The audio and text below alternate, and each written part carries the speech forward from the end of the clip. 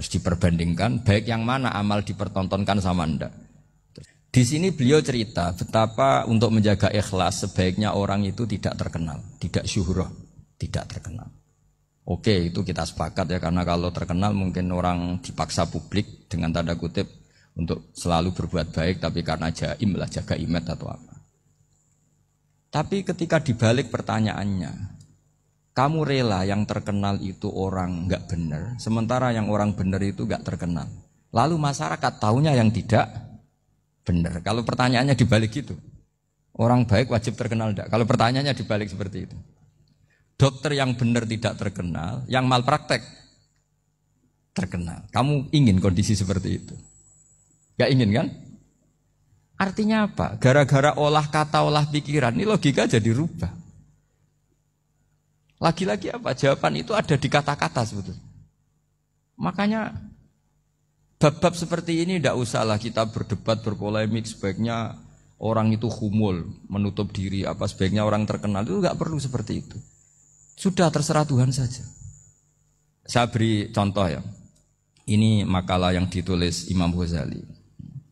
Ya, i'lam aslahaka Allah anna aslal jah wa intisarus sayyid atau sayyidi wal istihar. Wa huwa mazmum itu. Balil mahmudu al-khumulu illa man saharahu wa ta'ala linasri dini min ghairi takallufi talabi syuhrati minhu. Jadi kalau kamu ingin ibadah kamu selamat, ya kamu jangan terkenal. Tapi resikonya adalah kalau kebaikan itu tidak terkenal, maka enggak dikenali. Kalau enggak dikenali berarti masyarakat hanya punya percontohan yang tidak baik, karena yang baik tidak terkenal. Jadi itulah ulama-ulama dulu. Jadi apa-apa itu dibanding-bandingkan. Kemudian nanti kelihatan, jawabannya itu kelihatan. Terus ada makalah yang sangat bagus sekali tentang itu. Saya baca ya.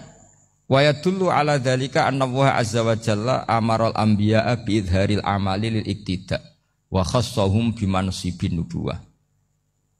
Wala yajuzu ayyudhanna bihim annahum khurrimu afdhalal amalen. Jadi orang yang terlalu mendewa-dewakan khumul itu menutup diri. Oke, itu baik, karena dengan khumul, dengan menutup diri Anda tidak riya, Anda tidak pamer. Tapi kata Imam Ghazali, kamu juga harus ingat, di antara syaratnya Nabi itu harus mengumumkan kalau beliau itu seorang Nabi. Harus memaklumatkan kalau beliau seorang Nabi, supaya bisa diikuti. Caranya sholat harus diumumkan, sehingga Nabi itu mengatakan harus jamaah. Karena dengan cara jamaah itu bisa shollu kama ra'aitumuni sholli. Coba kalau Nabi sholatnya enggak diperlihatkan, kamu harus sholat yang benar. Caranya gimana ya Rasulullah? Itu rahasia. Bingung enggak kira-kira? Bingung enggak? Ya misalnya amal rahasia selalu lebih baik. Terus ada pertanyaan, Nabi ngendikan kamu sholat yang benar. Caranya gimana Nabi? Ya itu rahasia. Terus gimana coba? Tapi Nabi ngendikan apa? Shollu kama ra'aitumuni usolli. Ya sudah, kamu sholat, niru saya sholat. Berarti Nabi sholatnya diperlihatkan apa disembunyikan? Diperlihatkan. Jadi begitu juga saya berkali-kali bilang, orang tahu kalau itu bidan ya berdasar tulisan itu bidan. Tahu kalau itu dokter gigi ya itu dokter gigi. Jangan sampai gara-gara tidak ada tulisan mau beli alat bangunan di dokter gigi. Mau periksa gigi di toko bangunan. Gara-gara apa? Enggak ada maklumat. Nah, di sini ulama-ulama selalu memaklumatkan dirinya. Termasuk Imam Ghazali ketika ngarang kitab dinamai Ihya Ulumuddin, bahwa kitab ini bisa menghidupkan ilmu-ilmu agama yang mulai hilang. Begitu seterusnya. Jadi ini ngaji ya. Jadi orang itu harus ngerti ya. Jadi jangan nuruti emosi sendiri atau logika sendiri. Bahwa saya suka humul, ya monggo, agama Islam menyediakan sarana itu. Uzlah itu ya punya sisi kebaikannya sendiri. Tapi syuhrah terkenal asal tidak nuruti nafsu juga punya sisi kebaikannya sendiri. Setidaknya umat ini punya satu master kebaikan yang mudah diakses. Tapi tadi saya ulang lagi, jangan karena hadun nafsi, jangan karena kepentingan pribadi. Makanya di sini disebutkan wa yadullu ala dzalika ay ala syuhrah anna Allah taala amaral anbiya bi idzharil amal lil iktida.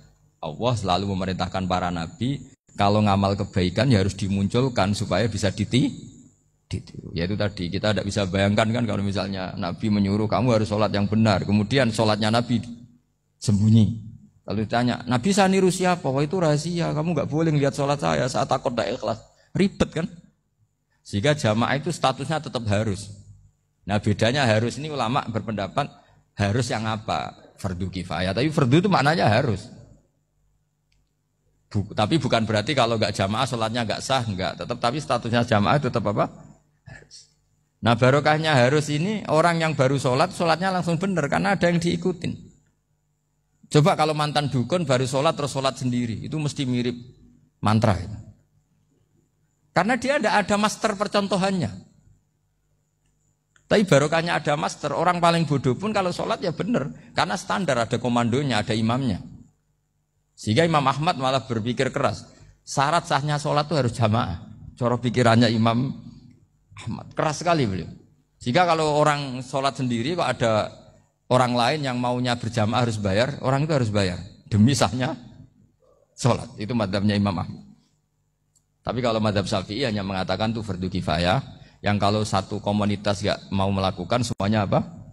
Dosa. Tak baca lagi biar dapat berkahnya Imam Ghazali. Wa qala qaumun asirru afdalu minal alaniyati. Terus kata sebagian ulama al alaniyah itu afdal minas sirri. Terus diperbandingkan baik yang mana amal dipertontonkan sama ndak. Terus kata Imam Ghazali, kalau orang itu bisa jaga tidak riya, maka sebaiknya dipertontonkan karena kebaikan harus yang muncul, bukan yang tidak baik yang muncul.